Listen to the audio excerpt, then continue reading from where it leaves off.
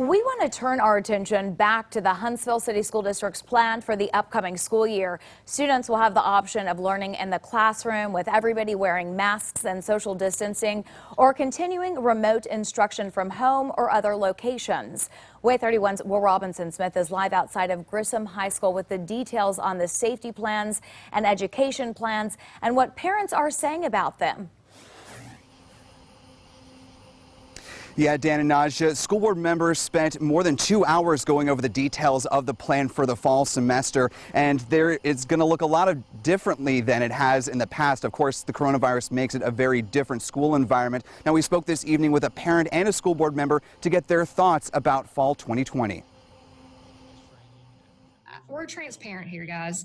We're building a ship, and we've been sailing. Superintendent Christy Finley didn't mince words when it comes to navigating the uncharted waters of the fall. School board president Elisa Farrell says the plan that was laid out is fluid. What if the numbers drop? What if they go back up a little? What if they go back up a lot? What options do we have? And we have to have all those plans in place and all the staffing in place for that.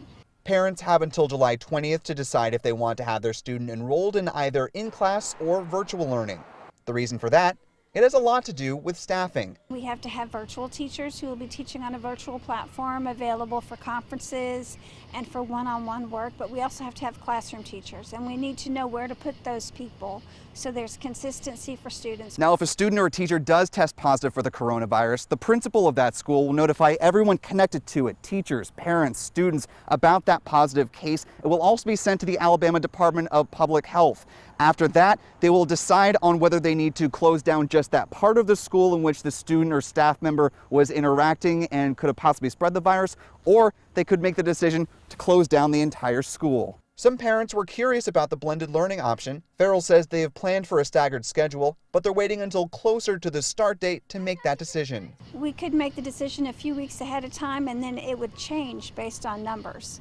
So it's all dependent on the community. Jessica Fortune Barker has children in elementary, middle, and high school and was very interested to learn what the school board announced Thursday night. I must say that I'm very impressed with the rate at which Huntsville City Schools board members as well as Superintendent Finley were able to respond at trying to put together a plan.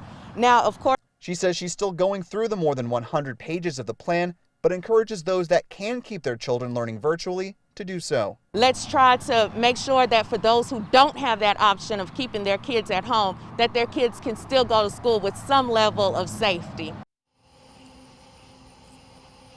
Now, Board President Elisa Farrell echoes that sentiment and also encourages parents to make sure that their contact information with the school system is up to date so that they can get any notifications or alerts about the coronavirus as the fall schedule begins. Now, we have a lot more details about the plan. It's very extensive. That's on our website, and you can read it in full at waytv.com. Reporting live in Huntsville, Will Robinson Smith, WAY 31 News.